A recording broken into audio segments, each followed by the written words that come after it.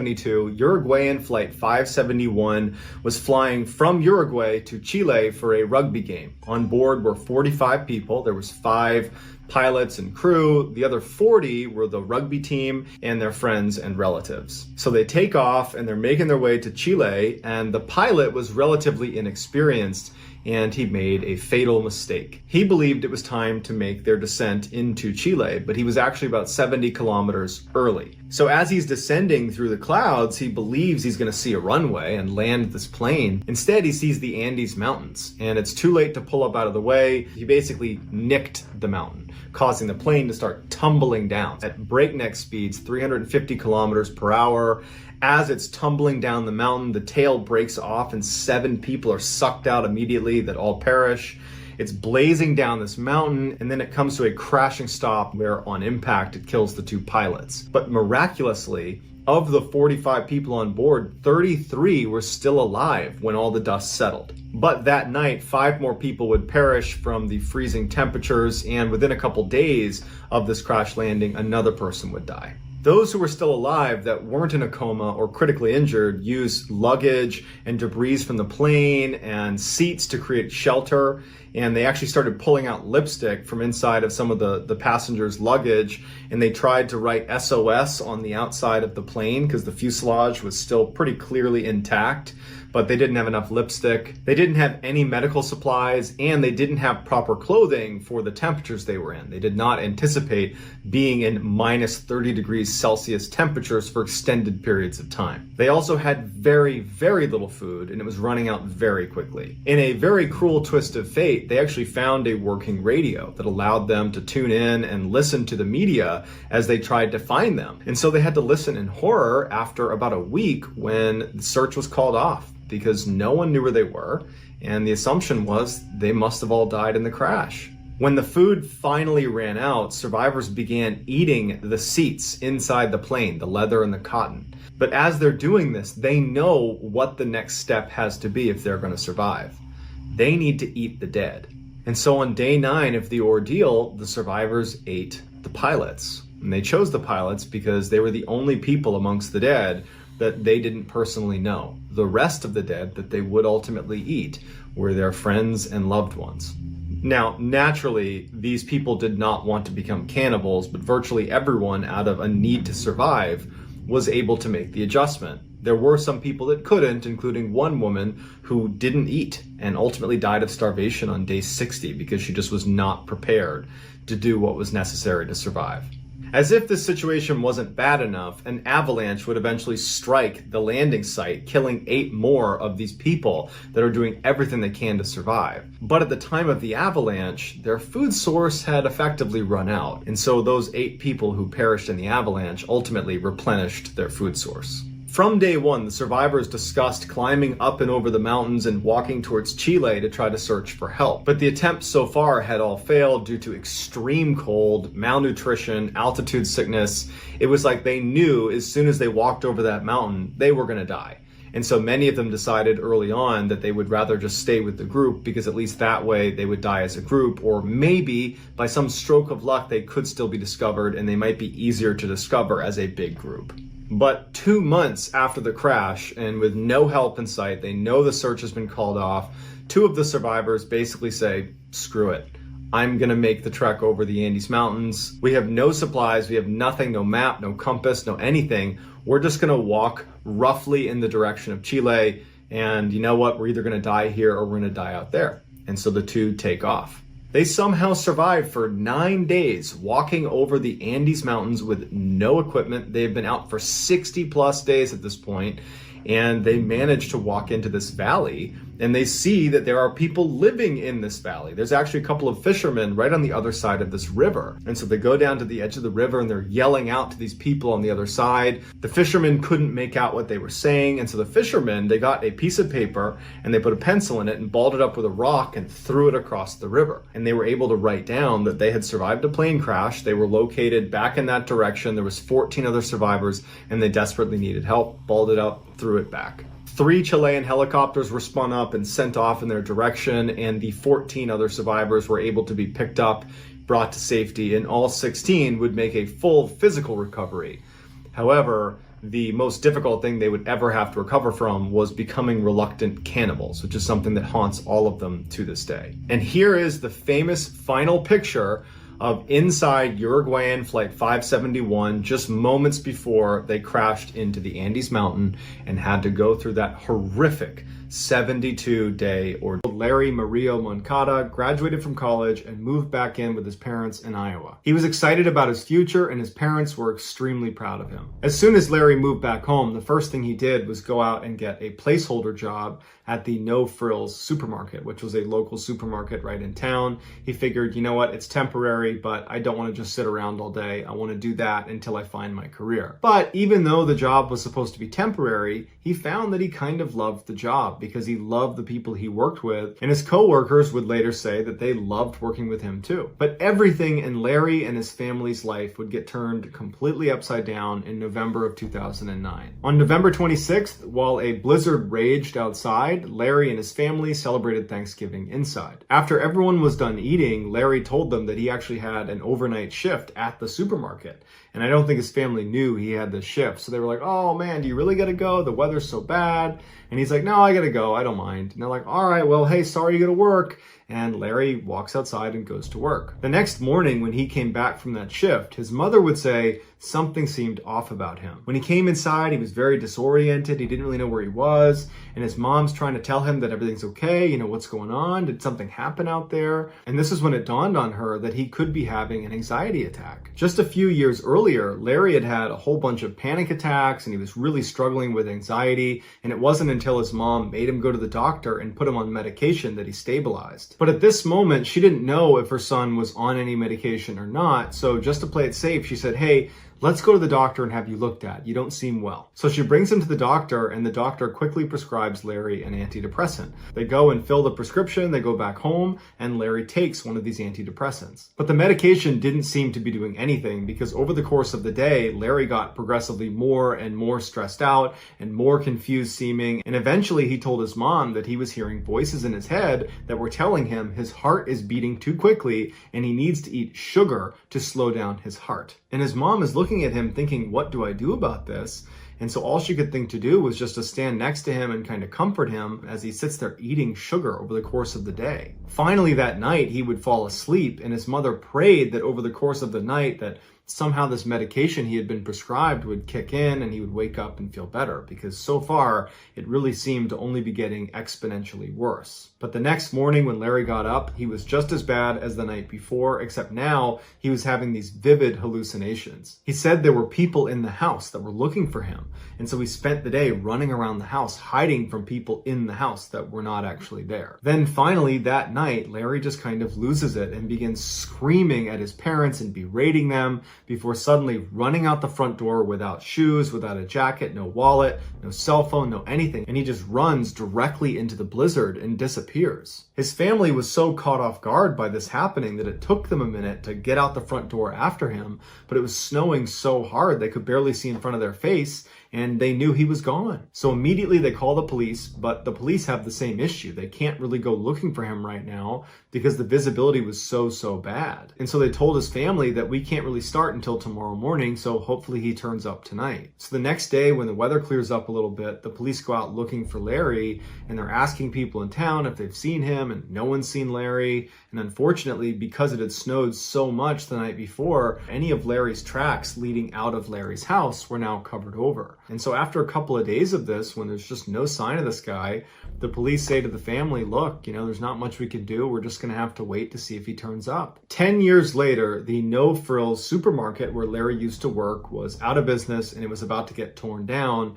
And some contractors were sent in to start ripping down the shelving and breaking down the inside of the building. And when they went into the back and began pulling away those huge freezers that keep your milk and your dairy products in, they start pulling those away from the wall. Larry's body comes tumbling out. It had been pinned in this tiny 18-inch wide space between the back of the freezer and the wall. It's believed on the night Larry ran out of his parents' house barefoot into a blizzard, He ran right up the road and went to the No Frills supermarket. Now, it was closed at the time, but he had access to the back door with the key code because he worked there. And so he went inside and he climbed on top of the freezers, the section of the freezers that jut back into the space that no one in the store can see. And he climbed on top because on top of there, all the workers would kind of congregate up there. It was like a little clubhouse where the workers would avoid the managers for little pockets of the day. And so Larry probably climbed up there because it represented a really happy place for him. And when he got up there, he must have somehow tripped and fallen into the tiny 18-inch space between the freezer and the wall. Investigators believe there's no way he actually got hurt when he fell into this little space. He got wedged in there, but he wasn't harmed. The problem was these huge fans that run constantly to keep the freezer cold were unbelievably loud and would have completely drowned out his cries for help. And so no one knows for sure how long this took, but eventually he would die because no one heard him. Looking back at old Facebook posts around the time that Larry would have been dead behind the freezer, there was a whole bunch of people that were commenting on Facebook that they didn't want to shop at the No Frills supermarket anymore. Apparently, there was a really bad smell coming out of the back freezer. And firefighters were called into a forest in central Idaho to combat an emerging fire. By the time the crew arrived at this forest, it was clear this fire was spreading a lot faster than they anticipated. As a result, Mike, who was the assistant superintendent, basically the second in command of this particular crew, he said he was going to hop on the ATV and drive off way ahead of them to see if they needed to spread out farther to stop this fire. So Mike hops on an ATV and he takes off down this ancient looking logging road that probably hasn't seen a vehicle or a person in decades. Mike had made it about a half mile down this trail when he noticed out of the corner of his eye a bobcat was running perpendicular to him straight out of the forest as if it was going to cross the road about 100 feet in front of him. Mike comes to a stop and thinks this bobcat doesn't know I'm here. It probably is not used to seeing people. It's going to come out into this trail, see me, get spooked, and run away. But instead, this bobcat runs directly into the middle of the road, turns, and faces Mike in a very aggressive posture. Mike is shocked at what he's seeing because he knows bobcats are notoriously elusive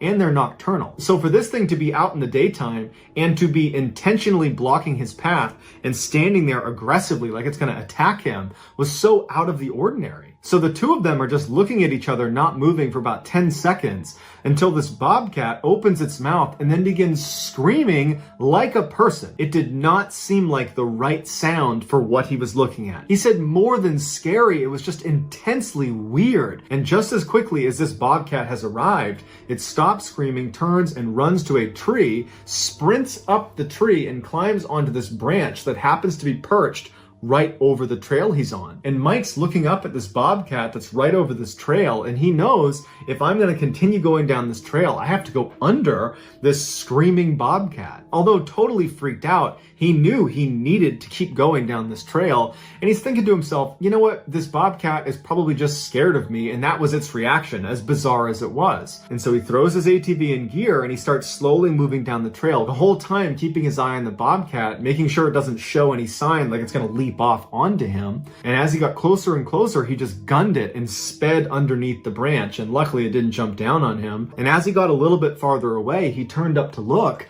and the bobcat had turned around and was still watching him very intently sitting on this branch. Mike makes it about another half mile down the road before he sees something else that's very strange. He sees a cabin. It's this little tiny cabin that's tucked away in the woods, and he's thinking to himself, I'm on federal land. There aren't supposed to be any private structures here. And he figures, even if this is illegal, I do need to stop and make sure no one's in there because there's this huge fire coming this way. And so he parks his ATV and he starts walking off the trail towards this cabin. And as he gets closer, he can tell it's not only a very old cabin, but it's almost certainly abandoned because he can see all these slats that have been put over all of the windows, like it's been boarded up. But when he got up close, he noticed something strange. The door itself into this cabin was not boarded up, and the doorknob was missing, and in its place was this shiny silver chain link that was thread through the opening where there should have been a doorknob around a wooden post that was right outside the door. Basically a makeshift lock because there was no doorknob to it. And he's thinking how weird it is that in the middle of this forest, on an old ancient logging road that clearly no one goes down, where bobcats are running around freely, that there would be this new chain here, which indicates someone must have been here recently. And so he bends down to look through the space that was still there from where the doorknob should have been, and he looks inside and he can't really see anything. And so he takes his flashlight and he shines it in, and he can't believe what he's looking at. There's all this furniture inside this tiny little cabin in the middle of nowhere, and it's all upside down. And he's just totally creeped out. So he puts his flashlight away and kind of backs up, and he starts walking back towards the road, and he can't help it, but the whole time he's looking over his shoulder back at the cabin, like someone's gonna emerge from outside of this cabin. He gets to the road, and by the time he's there, he's running. He jumps on his ATV, he whips it around, he starts blazing back up the logging road back towards his crew. And when he turns the corner to where that bobcat was, he sees there is now a Native American woman standing in the middle of the path. She's wearing this tattered white nightgown, she's barefoot, and she's standing in the same spot he saw that bobcat. And she's looking at him as if she's expecting him, like she's been tipped off that he's gonna be here. And he stops about 100 feet away from her, and now he's officially freaked out. He's still looking over his shoulder towards that cabin, because now everything is just totally weird to him. And before he has a chance to do anything, this woman lets out a scream, a blood-curdling scream that is identical to the bobcat's scream. And so Mike is totally unnerved by this. Everything about this day has really gone sideways as this woman is screaming at the top of her lungs, and then suddenly she stops. Mike's still just standing there like, what's going on? And she runs to the same tree the bobcat had climbed earlier, and she climbs up this tree and gets onto the branch where the bobcat was and perches like an animal on the branch looking at Mike. And now, just like the bobcat, Mike is going to have to drive right underneath this woman who is perched over the trail. And so he throws his ATV in gear and he starts driving, and he's staring at this woman, and now her mouth is just open like she's about to scream again. And as soon as he got close, he gunned it and went right underneath her. And he turned around after he got some distance away from her, and she's still on the branch, now turned around facing him as he drives away. He goes back, he tells the crew what he saw, and as much as they all want to go back and see this woman and see this cabin, they know they can't. They got to fight this fire. And so ultimately they do that, and then they leave. A couple of days later, Mike was in a bar in the town right near the forest they had just been in fighting that fire, and Mike had seen the woman in the cabin, and he struck up a conversation with a local. And he said, hey, do you know of any buildings that are in that section of the forest? And the guy kind of laughed, and he was like, you know, the only building I ever heard of out there was apparently some cabin where some crazy lady thought of herself as a witch, and she apparently had a bobcat for a pet. And so we as kids were just told to stay away from there. So besides that, I don't know. The morning in 1900, an 18-year-old named Thomas Pedler told his mother that he was going out for a bit, but he'd be back in time for turkey that afternoon. And then he grabbed his jacket and his coat and he headed out the door. Thomas lived in a very working class neighborhood in San Francisco, California, where generally speaking, nothing big really ever happened. It was kind of a place where people just worked, and that was it. But on this day, something huge was happening in Thomas's neighborhood. The big football game between Stanford University and the University of California was taking place at the stadium in Thomas's district, and they were expecting over 20,000 people to cram into this stadium. And so Thomas was not about to miss this incredible spectacle, even though he didn't have enough money to buy a ticket. But he knew he would find a way to watch this game. And so Thomas leaves his house and he runs to the stadium, which was not far from his house, and he waited in front of the front gate where all these people are streaming in to go into the stadium. And around 11 a.m., Thomas's very close friend, Charles, who was also a young man, made his way to the front gate. The two met up, and at first, their plan was to try to sneak in with the horde of people that were making their way into the stadium. But even though they were still hours away from the opening kickoff of this big game, it was at 2:30 p.m., the stadium was packed. I mean, there was nowhere to sit, there was nowhere to stand. People that had tickets who were going in are looking around thinking, you know, where are we going to watch this game? And so Thomas and Charles are kind of like, well, what's the point of sneaking in if there's nowhere to watch? And so they decided, okay, we need to find another way to watch this game. And so they began looking around, and they noticed there was a huge fence that lined the perimeter of this stadium. And they saw there was some people kind of climbed up on this fence trying to get a view down onto the field. And pretty quickly, when Thomas and Charles decided they would try to do that too, they saw that all the good spots on this fence were already taken. The spots that were open provided no view onto the field. field. And so that option as well didn't work. And so Thomas and Charles are frustrated. They're starting to worry that they will not see this big game. But when they walked back over to the front gates of the stadium, they happened to notice across the street was this group of people rushing over to this big white brick factory building.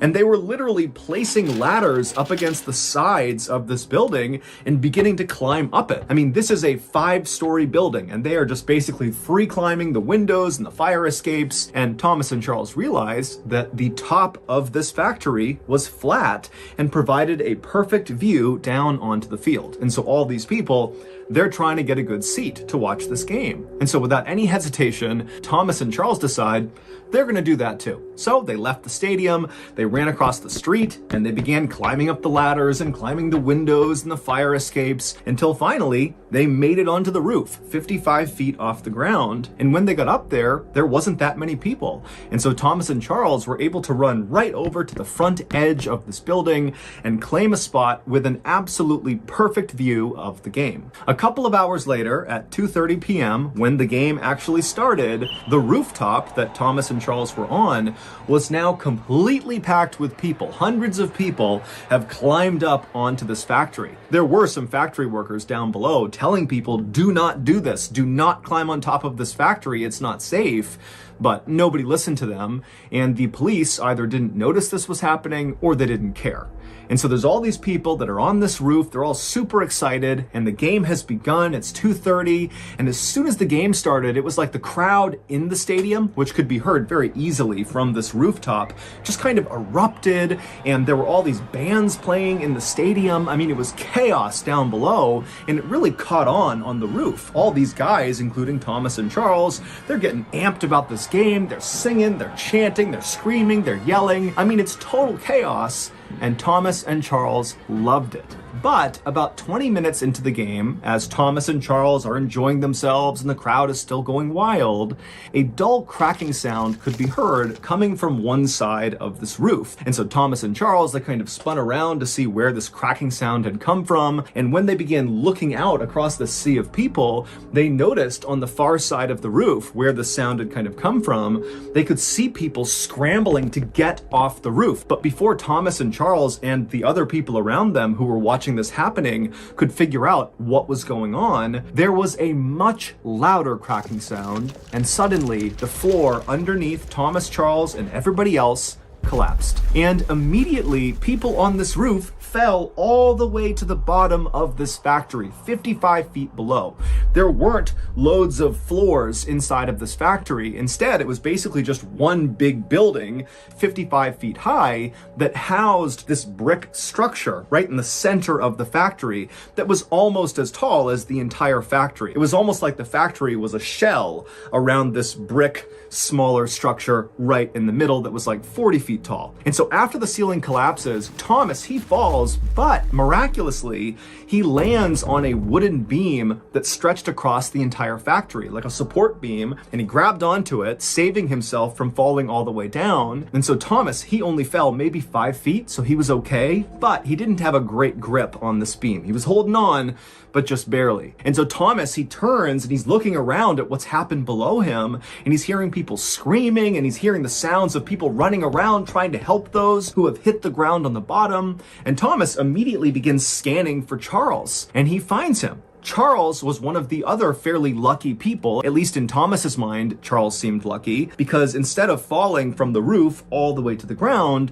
Charles and 15 or 20 other people had fallen right onto that brick structure that kind of made up the main part of this factory. And so Charles had only fallen maybe 10 or 15 feet onto this structure. And so Thomas is thinking, oh, Charles and these other people, they've survived this fall, they're okay. However, the second Charles and the others, who supposedly were saved by landing on this brick structure, the second they hit that brick structure, despite not suffering catastrophic injuries like broken bones and horrible internal injuries, these people on the brick structure began letting out these primal screams, these just horrible blood-curdling screams. And as they did, these loud popping sounds began coming out of their body, and then their bodies began contorting forward, almost like a bug rolling up onto itself. It would turn out this factory was not a normal factory. This was a glass factory,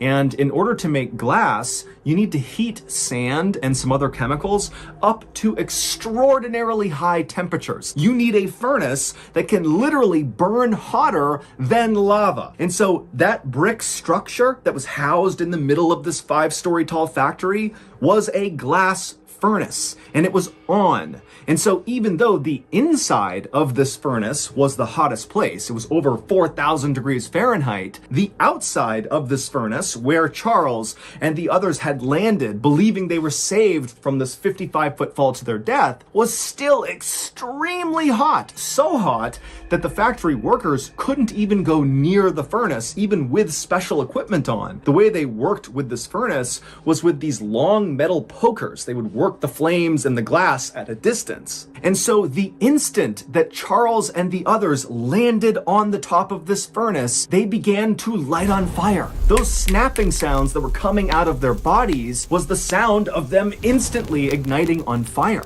And so Thomas and the others who had initially survived this horrible collapse watched as Charles and the others shrieked and shrieked, and their bodies continued to contort, and they continued to burn and smolder. And Charles, actually, he would roll up so tightly that his body began to roll down the curved side of this furnace, and at some point his body slipped into a crack in the furnace, and he actually fell into the flames inside, at which point he went silent. Around the time that Charles and the others stopped shrieking, a number of people just out on the road heard the commotion, and they came inside, and one of them was Thomas's father. And in a terrible twist of fate, he actually looked up and saw his son clinging to the beam, Thomas, except it was so hot inside of this factory that Thomas was sweating, he was losing his grip, it was really hard to hold on to this beam, and his father watched as Thomas lost his grip and fell the 10 more feet down onto the furnace exterior. He landed feet first, then he fell onto his stomach and his face. He immediately ignited on fire, began shrieking, and then went silent. All told, 23 people would be killed during this roof collapse,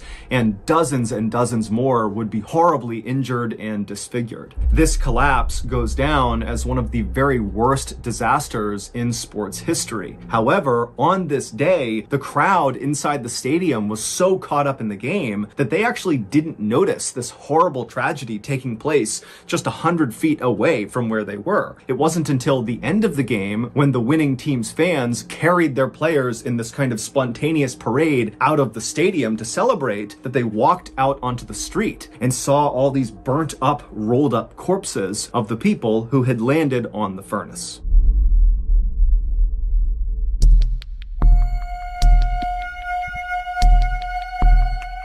In April of 1979, a 69-year-old woman named Monica Myers was appointed mayor of a little village called Betterton in the U.S. state of Maryland. Betterton used to be this very fancy resort town on the water where people from Baltimore and Philadelphia would come there for vacations. They had fancy hotels and restaurants and shops. But by the time Monica became Betterton's mayor, Betterton had kind of gone downhill. People had stopped coming to Betterton, all the hotels shut down or were abandoned or burned down. The summer homes of the rich people from the big cities, those got sold off. And down at the beach, all these glamorous boardwalks literally just kind of crumbled into the sea, and in their place were all these shanty towns where homeless people set up their camps. But Monica had grown up in Betterton, and so she really loved the town and wanted to improve it. And so when she became mayor in 1979, she really leaned into her new role way more than other mayors would. Instead of managing the village from an office like most mayors would do, Monica literally went out in town and just began doing lots of jobs around the town for free. She would ride around with the police and literally stop crimes in action. One time, she stumbled across someone looting a vacant hotel, and she personally got out, chased this person them down and made them put everything back that they had taken. She would pick up trash on the beach, she would do random repairs on people's homes and businesses all over town, and sometimes she would just go door to door asking people how they were doing. And so very quickly, the people of Betterton really grew to love Monica, and they loved seeing her every single day just out and about making Betterton a better place. And so on March 20th, 1980, roughly 1 year into Monica's tenure as mayor, it was immediately noticeable to the people of Betterton when Monica was nowhere to be seen. That day, she did not go to the police station in the morning like she normally did. She was not seen at the beach doing her trash pickup, and she didn't knock on anybody's door. And so by mid-morning that day, the people of Betterton, all 120 of them, were basically out in force looking for Monica. And at 11:30 a.m., the police in Betterton got a call about Monica. It was this guy who was totally panicked. He could barely make a sentence, and he basically just told the police, "You gotta get here now." And so the police hopped in their cars and they sped to the address this guy gave them. And when they got there, they saw it was this very plain, boxy building that was kind of tucked back in the woods. It was far away from the town center, and really nobody ever went over here. And the police, when they parked their cars, they saw the guy who had called the police, the distraught caller, was standing outside of the front door. He was obviously crying, and he was waving for them to come over and follow him into this building. And so the police got out of their cars, they ran over to this guy, and they're asking him, what happened? Where's Monica? What's going on? But this guy was so hysterical, he really could not describe what happened to Monica. He just kept telling them to come on, follow me. And so he led them into this building, and pretty quickly they entered this huge warehouse where all across the ceiling were these big metal catwalk areas that kind of zigged and zagged all over this warehouse, and below them, all over the floor, were these huge industrial-sized 15-foot tall vats that contained something. And so this guy who had led police here, he stops and he just points at the nearest vat. And so the police, picking up his cue, begin walking towards this vat. And as they got closer and closer, they were hit with this horrible smell that made them gag and cough, and before long they had to stop and kind of compose themselves. The smell was so bad. It would turn out this building that was kind of removed from the town center of Betterton was Betterton's sewage treatment plant. And that morning, Monica had gone to the treatment plant to help clean some of these 15-foot tall industrial-sized vats that contained human waste. She had done this enough times that when she was here, she did not need any supervision. And so that morning, she was alone. She climbed up onto one of the catwalks over one of these big vats, and she had reached down with her testing kit to test the sewage to see how much cleaning it would need. And as she did that, she somehow slipped and fell into the big vat of human waste. Now, she would not have immediately gone under. It was not like a liquid. It was more like clay or really thick mud, where at first she would have kind of been laying on top of the sewage. But as soon as she tried to move to get out of the sewage would have functioned more like quicksand, where as soon as a part of her body went under the surface, it would not come up again. And so after the police composed themselves, they climbed up onto the catwalk and they looked down and they saw Monica, who was face down, partially submerged inside of this vat, and she was deceased. Her autopsy would reveal that she died of drowning, which means she literally inhaled human waste.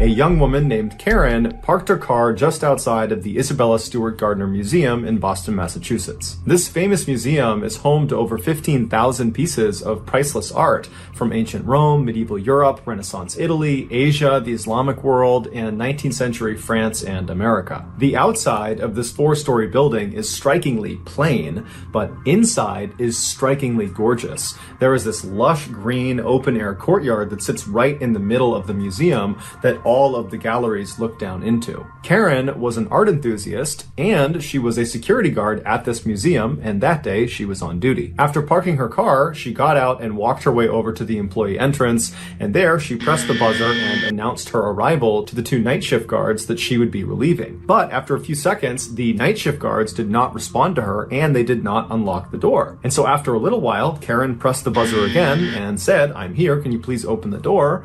But again, the guards that were on duty did not respond back to her, and the door did not open. This was highly unusual, so Karen left the door, found a payphone, and called the chief of security for the museum, who lived out in town, and told him she couldn't get in the building. And so about 10 minutes later, the chief of security shows up, and he takes Karen and he walks her around to the other side of the building. He leads her up an outdoor flight of stairs to another entrance to the museum. He pulls out a big ring of keys, he finds the right one, and he opens the door. The entrance they were going through placed them in this dark hallway that stretched out straight in front of them, and then at the very end of the hallway on the right was this very brightly lit room that the door was wide open to, and that was the security office where the guards were supposed to be. And so Karen and the chief, they begin walking down this hallway expecting to get to the end of it and look inside this room and see these guards and get an explanation for why they didn't buzz Karen in the first place. But when they reach the end of the hallway and they look in this office, there's nobody inside of there. And now that they were up close, they could see the door leading into the security office had been smashed open. In fact, the doorknob to this door had been smashed off and was laying on the ground. And then next to it, right in front of them, was this metal crowbar. And then above them, the one camera that would have seen whatever had happened in the hallway, it had been turned around and was facing the wall. So Karen and the chief, they know they've stumbled on something that's probably really bad. They don't know what it is. They don't know if there's still people inside the museum. They don't know where the guards are. So the chief just grabs the crowbar for protection, and he and Karen run into the office and they call police. Although they didn't know it yet, Karen and the chief had just discovered one of the most famous crimes in history. The night before, 23-year-old security guard Rick Abath trudged his way down the walkway towards the employee entrance of the museum. He and another young man named Randy were scheduled to work the overnight shift that night. Rick hated his job at the museum because it was incredibly boring, but Rick didn't really have many other employment opportunities to choose from. He was a guy that had dropped out of music school and spent most of his time smoking marijuana, drinking beer, and playing in his friend's rock band. And so he just kept this job that he hated. Once Rick got inside the museum, he walked over to the office where he found his partner that night, Randy, was already sitting behind the desk. After chatting with him for a few minutes, Rick said he would do the first set of security rounds, and so he grabbed a walkie-talkie and a flashlight and he headed out to the exhibit halls. Almost immediately, a fire alarm went off. Rick went to the area where it was going off and he investigated and did not see a fire, and so he just turned the alarm off. The building was very old and it wasn't uncommon for their electronics to fail or glitch. And so after this, Rick didn't think much of it. He continued doing his security rounds, and after about 30 more minutes of that, he made his way back down to the security office where he traded places with Randy. Rick took the seat behind the desk and Randy took the walkie-talkie and flashlight and headed out into the exhibits. About 30 minutes later, while Randy was still doing his security rounds, Rick had his head down on the desk when he heard the sound of the buzzer coming from one of the outside doors. He lifted his head up and he looked at the screen that was connected to the camera looking down at whoever was outside of this door, and he saw there were two police officers standing right outside the door. And so he reached over and he pressed the intercom button and he said, "Hey, can I help you?" And the officers said they were there responding to a disturbance call. Can they come inside? Now, Rick didn't know what this was about. He assumed it must have to do with maybe the fire alarm that had gone off earlier, or maybe somebody outside had seen someone trying to break in and they had called it in. But either way, he felt like it was important enough that he should let them in, even though it was against protocol to allow anyone into the museum after hours, including police. And so the two officers, they come through the doors and they wind up in the hallway right outside of the security office, and there's a window into the security office, so both the officers and Rick can see each other. And the officers immediately say to Rick, "Hey, are you working alone tonight?" And Rick says, "No, my partner is out doing security rounds. He'll be back soon." And so the officers just kind of nod their heads and they're looking around the room for a second. And one of them, as he glances at Rick again, he does kind of a double take and he goes, "Wait a minute. I think I know you. There's a warrant out for your arrest. You need to come out here and show me your ID." And so Rick is caught completely off guard, but he just kind of instinctively does what he's told because it's a police officer. And so Rick stands up, he walks out of the office, he goes out into the hallway, and as he's about to present his ID to the inquiring officer, the officer just grabs him, pushes him up against the wall, and handcuffs him. And so before Rick can say anything, Randy, his partner, comes back from doing his security rounds. He walks into the hall and has no idea what's going on. The other officer, the one that had not handcuffed Rick, grabs Randy and does the same thing, presses him up against the wall and handcuffs him. And so as Randy and Rick are standing there up against the wall with their hands behind their back, they're looking at each other, they're looking around thinking, what's going on here? And at some point, Randy just blurts out, "Why are we being arrested?" And that's when one of the officers just says, "Oh, you're not being arrested." you're being robbed. Rick and Randy were led by the imposter cops down into the basement of this building where they were bound and gagged with duct tape, and then these two thieves proceeded to spend the next 81 minutes walking all around the museum, ultimately stealing 13 pieces of art before destroying the security footage and then fleeing the building. Rick and Randy were discovered unhurt later that morning by police, still tied up in the basement. Despite dozens of suspects, numerous viable theories, and a massive monetary reward, these two art thieves were never caught and remain at large today. As for the 13 pieces of stolen art, one of which includes the extremely rare Rembrandt painting called The Storm on the Sea of Galilee, which is his only seascape in existence, they are still unaccounted for. And combined, they are worth a staggering $500 million. The luckiest or unluckiest person alive. In 2001, when Michael was 38 years old, he was on a flight over Costa Rica when the small plane he was on crashed. The pilot, co-pilot, and a passenger were all killed on impact, but Michael and the 4 other passengers, they survived the crash, but they were all left badly injured and stranded in a very remote section of the jungle. The survivors attempted to use the downed plane's radio equipment to send out a distress signal to try to get someone to come out and help them, but they had no way of knowing if anybody was receiving their signal. And so all they could do was just send it out and then wait and hope somebody found them before they all died. And sure enough, 48 hours after crashing, rescuers were able to hack their way deep into the jungle where Michael and the other survivors were, and they were all saved. While Michael was recovering in the hospital, a doctor told him that based on his injuries, he would not have survived another night out in that jungle. The chances of even being in a plane crash are astronomically low.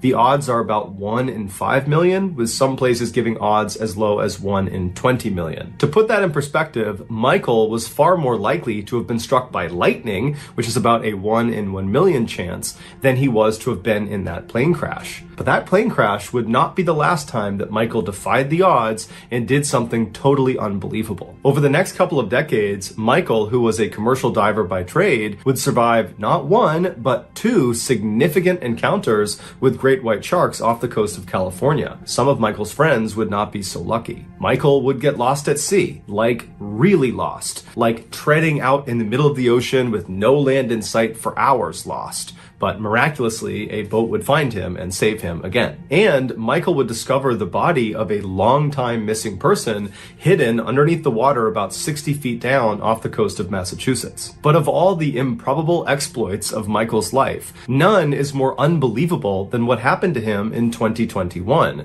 which experts are saying he had about a 1 in 1 trillion chance of experiencing. On the morning of June 11th, 2021, Michael, who was 57 years old at the time, hopped in a boat with his longtime diving partner, Josiah. Once they were all situated and they had all their equipment inside of the boat, they took off and headed for the open waters right off the coast of Cape Cod, Massachusetts, where they planned to do some lobster diving. A popular way to retrieve lobsters is to literally just dive down and by hand pick them up and bring them back to the surface. And so that day, that's what Michael and Josiah planned to do. Once they reached this spot right off the coast, Michael put on all of his scuba diving equipment and hopped in the water. Josiah did not put on any diving equipment because he was not going to be getting in the water for this dive. Instead, he would remain on the boat and help Michael get in and out of the water. He'd pull lobsters up onto the boat, and he was also there in case of an emergency, he could call for help. And so just after 6 a.m., once Michael was in the water and signaled he was good to go, he dove down below, and after a little while, he came back up, but with a relatively small haul of lobsters. And so the two men figured that, well, I guess today's just not a great day for catching lobsters. But regardless, for the next couple of hours, Michael continued to go down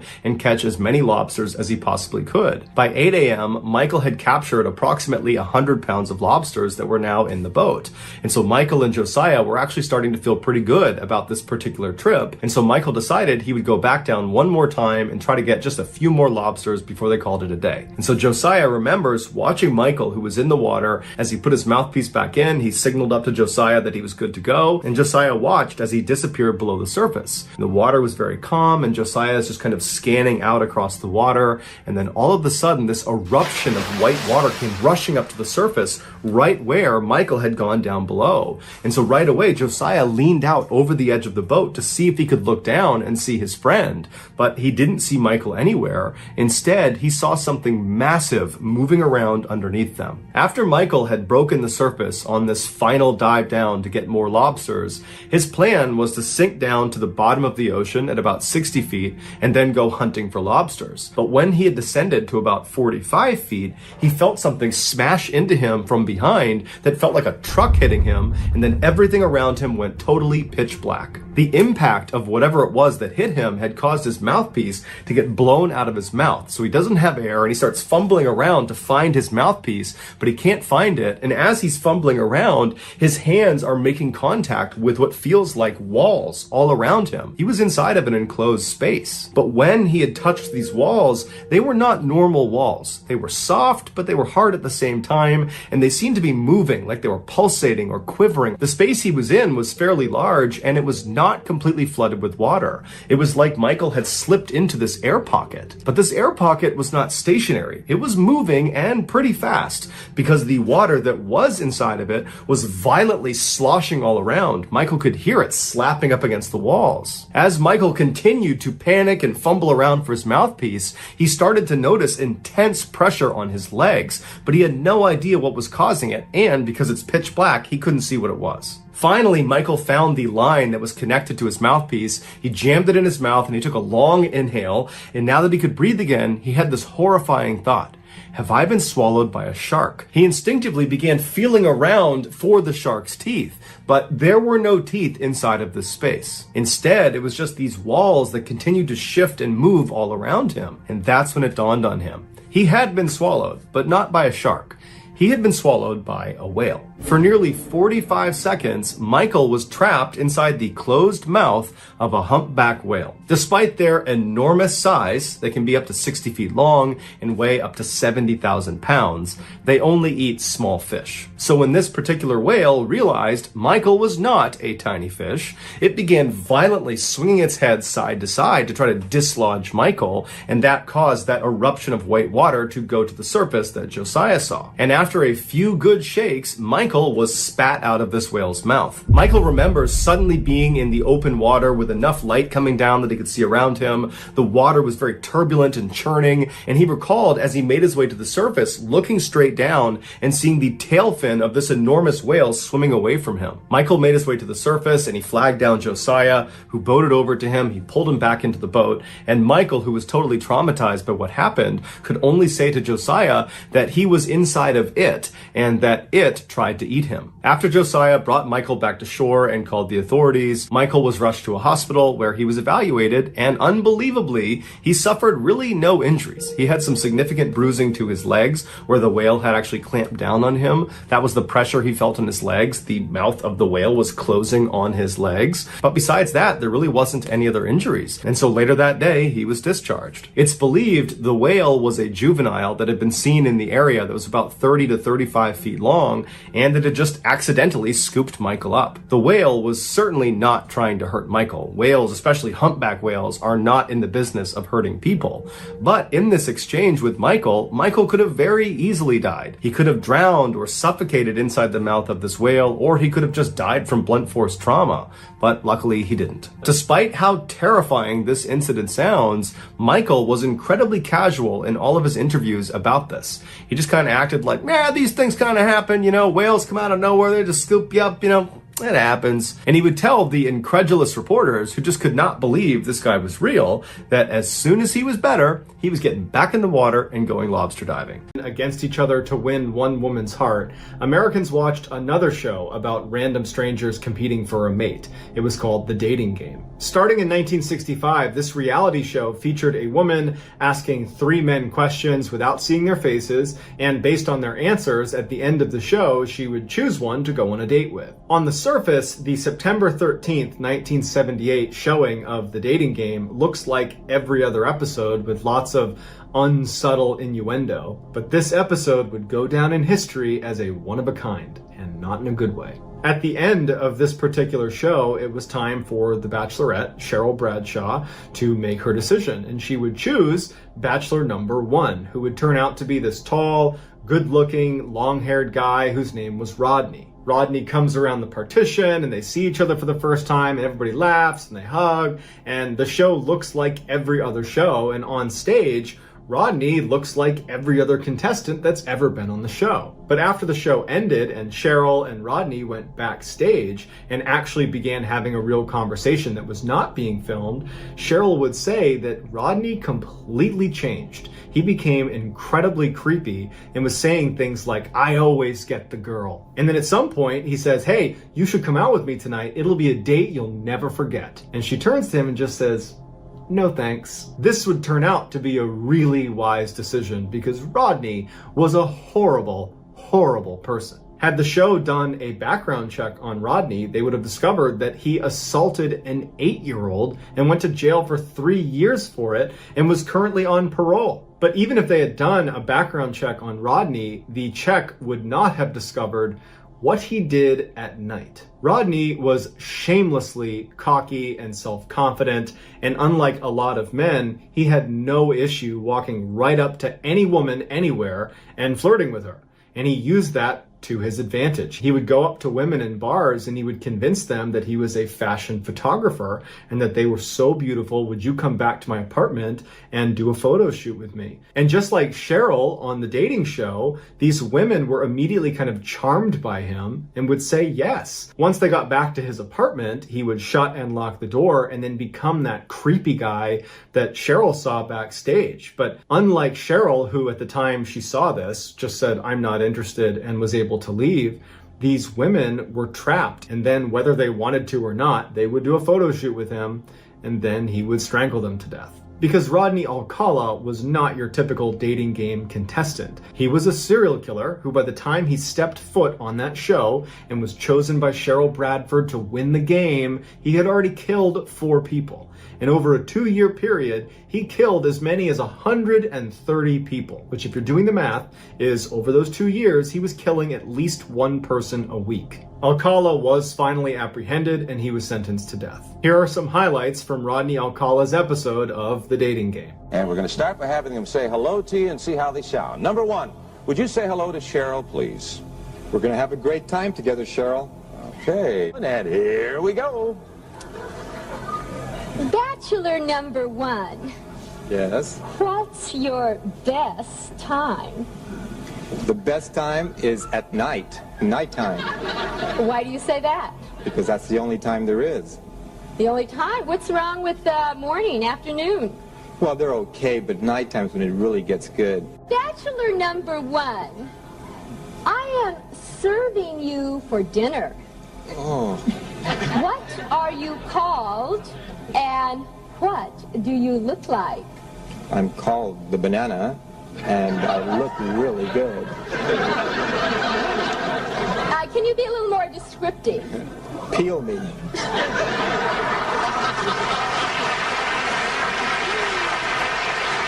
I'm going to ask you a question. Will that date be Bachelor number 1, Bachelor number 2, or Bachelor number 3? Who gets the dates? Well, I like bananas, so I'll take 1. Number 1, Bachelor number 1, all right. He's a skydiver, so he's got a lot of nerve. He's into motorcycling. He's also a fine photographer. Say hello to Rodney Alcala. Rodney, come on and say hello. Congratulations, Rod. You did it with a 1 answer. Student Lauren Giddings was only 1 test away from completing her dream and becoming a public defender. Even though she had a ton of studying still to do, she had taken off the first week in June to go to her sister's wedding where she was the maid of honor. Right before she left the wedding to go back to school, she joked with her family that she was going to be locking herself in the library and just studying 24/7 and that nobody should get in touch with her. But when she got back to campus, none of her classmates that she studied with saw her at the library. And in fact, when they didn't see her for a couple of days, they started reaching out to her and texting her and calling her to see if she was okay.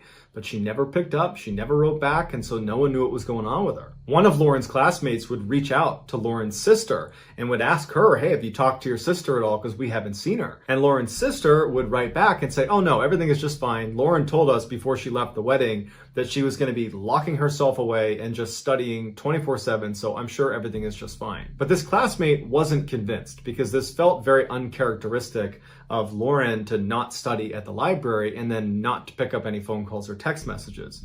So she would call the police and say, hey, can you please go check on Lauren's apartment because I think something's wrong. So a police officer goes over to Lauren's apartment and knocks on the door. Lauren doesn't answer. They try the door, it's locked. The officer goes outside and looks around the outside of her apartment. There's no broken windows. There's no obvious signs of a break-in. And so the officer leaves and says, I can't do anything else unless you guys file a missing person report. So a couple of days go by and there's still no word from Lauren. And at this point, Lauren's family is now concerned and they do file a missing persons report. So the police go back to Lauren's apartment. They try knocking. She doesn't come to the door. The door is still locked. So they get the owner of the apartment building to open up her door. And when they go inside, Lauren's not in there, and at first, it doesn't seem like anything is wrong until they notice her cell phone, her keys, her purse, and her laptop are all still in there. This made the police think there could be something sinister happening here, and so they went to Lauren's friends and family and they asked, does she have any enemies? Does she have any reason to be fearful for her life? Initially, they said no one would want to harm Lauren. Everybody loves Lauren. But Lauren's sister would say to the police that there was actually one comment Lauren made a year ago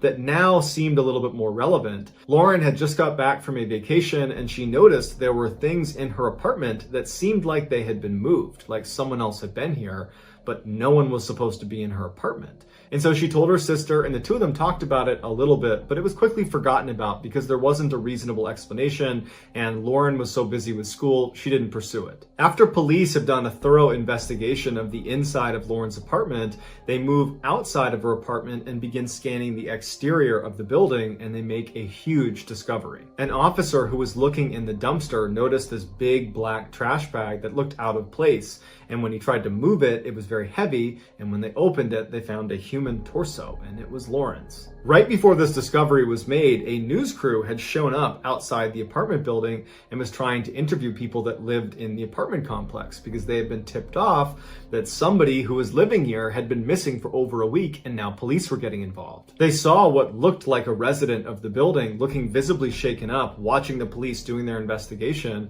and they went over to interview him. It would turn out his name was Stephen McDaniel and he was Lauren's neighbor and he was a classmate of hers in law school. The interviewer asked Stephen, what was your last interaction with Lauren?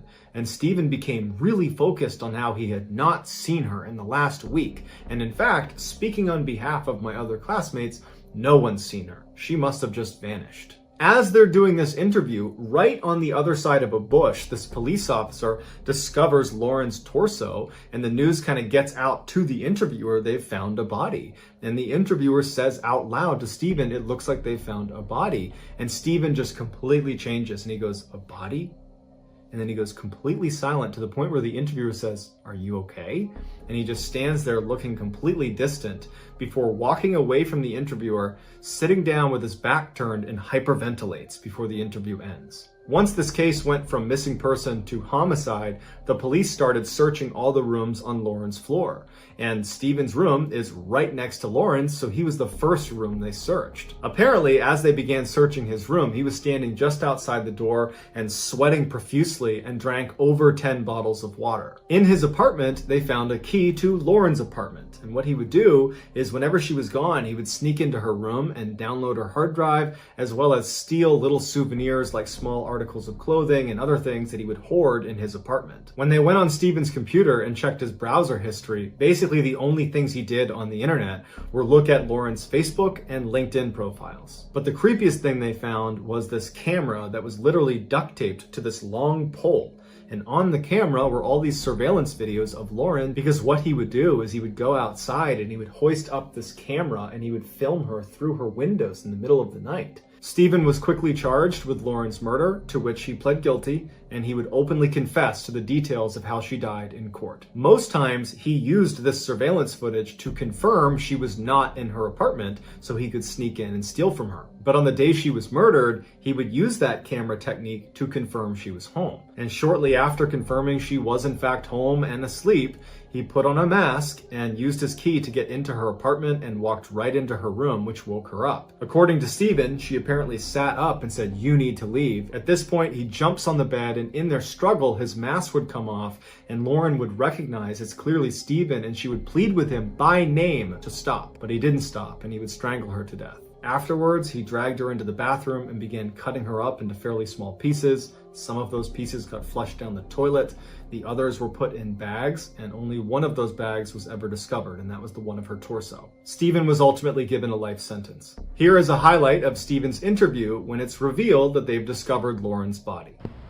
I mean, no one has seen her since Saturday. I haven't seen anything. I mean, I've always heard noise outside, but it's just people walking by pretty much.